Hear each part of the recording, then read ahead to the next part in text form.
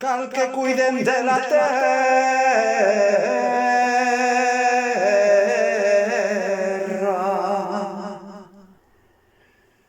tal com ella ens ha cuidat,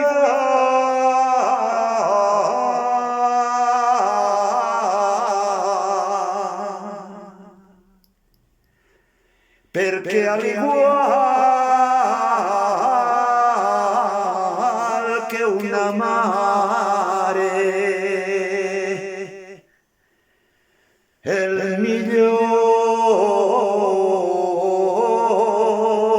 sempre ens ha dat.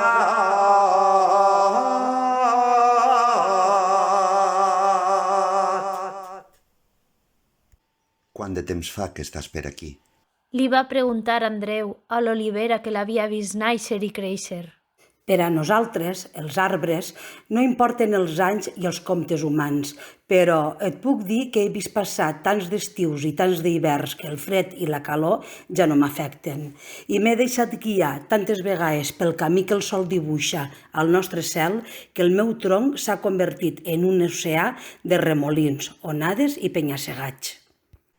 Jo també tinc molts d'anys i recordo com de ben menut pujava i baixava pel teu tronc, agafant-me els forats que trobava a la teua escorça. Tinc una imatge clara de com eres quan jo era xiquet. I si t'he de dir la veritat, no has canviat tant. Seguixes igual de majestuosa que aleshores i estic segur que encara podria trobar aquells forats on m'agafava per escalar-te. Jo, en canvi, ja em pots veure. És veritat, has canviat. La teua pell és cada vegada més pareguda a la meua escorça i això m'agrada. Ara ja no puges damunt de mi, però cada tarda encara vens i t'asseus a la meua soca per fer la migdiada a la fresca de la ombra que et dono. Em sento afortunada d'haver vist passar tantes generacions d'homes i dones com tu, persones amables amb la natura, que han deixat en mi la seva marca, de la mateixa manera que espero jo haver-la deixat en elles. També recordo tota una vida de treball al voltant teu i de totes les altres oliveres de la finca. No puc dir que sigui fàcil guanyar-se la vida en la terra, però això no és culpa teua, sinó d'aquells que no saben valorar els vostres regals, ni la suor que tants pagesos i pageses han deixat caure mentre vos cuidàvem. Sé que mereixes cada oliva que t'he donat, de la mateixa manera que sé que al món on vius es dona més valor a allò que surt d'una fàbrica que a allò que naix de la terra. M'agradaria fer-te una pregunta ara. Estic trista. En tot el temps que he estat aquí, mai havia vist el que veig avui. He vist com s'arrencaven arbres, tant o més vells que jo. Se'ls separava de la terra que els havia vist néixer, se'ls esquarteraven les raïls i les branques i els allunyava dels germans amb qui havien compartit el pol·len de 1000 primaveres. Sé que tu no ho faries mai, això, però em podries dir què passa pel cap d'aquells que ho fan?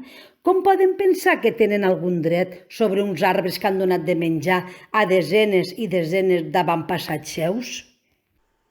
Jo també estic trist i no puc parlar en nom de qui fa això. Sé que n'hi ha que ho fan encegats pel diner que en trauran, especulen amb vosaltres i vos venen al millor postor. Malauradament, avui en dia per a molta gent els diners estan per damunt de qualsevol altra cosa.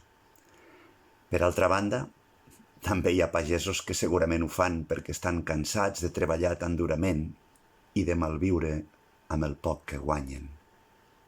I per què ho permeteu? En aquell moment, Andreu va despertar.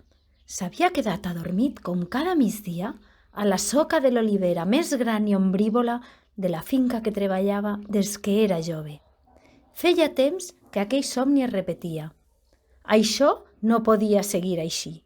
El mar d'oliveres que cobria el paisatge de la seva infantesa i la dels avis, dels avis, dels avis, estava desapareixent en cada olivera que s'arrencava per decorar jardins, rotondes o seus de grans corporacions, sabent, a més, que bona part d'estos arbres no sobreviurien.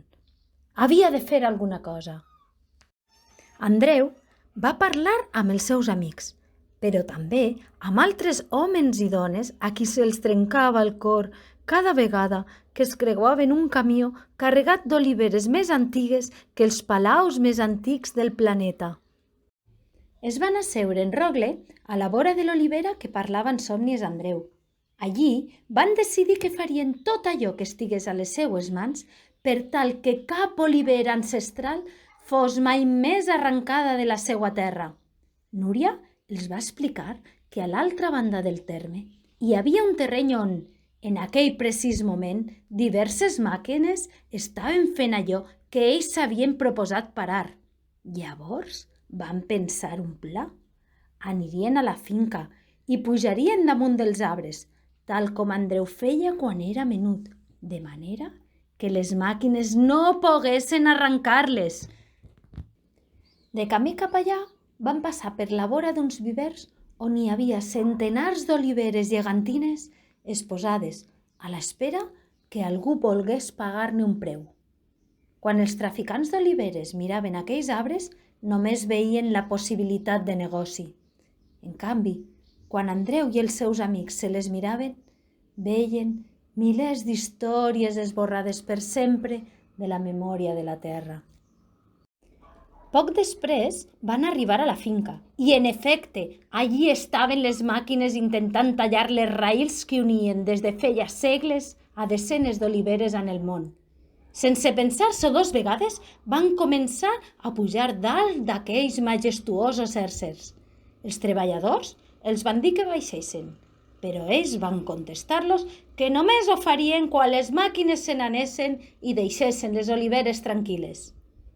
Al cap d'una estona van començar a arribar-hi periodistes i van anar col·locant les seues càmeres per tot arreu.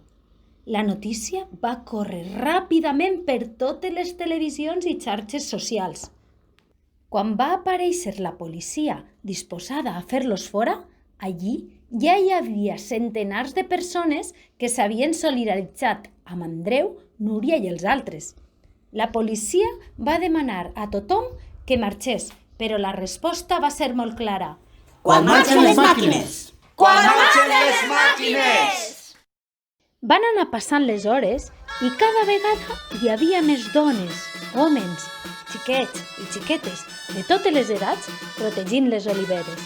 La protesta es va convertir en una gran festa. Hi havia menjar i beguda, música en directe i ball, activitats i jocs per a grans i menuts.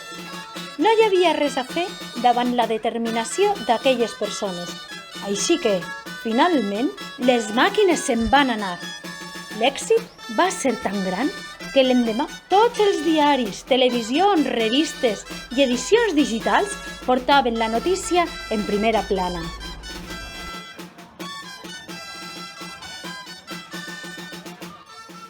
Poc després es va fer una gran manifestació per a reclamar mesures per a protegir les oliveres i ajudar els pagesos que en tenien cura. Calia aconseguir que mai més ningú arrenqués cap arbre com aquells.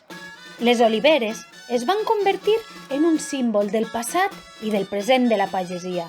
La gent venia de tots els racons del planeta a veure aquells monuments naturals i això va fer que el seu oli passés a tindre un gran valor. Per fi, el treball d'aquells pagesos començava a permetre'ls viure dignament.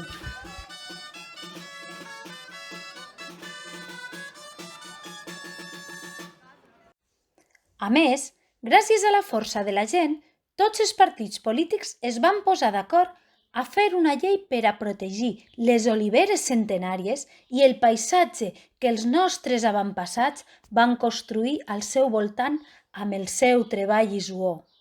Ho havien aconseguit!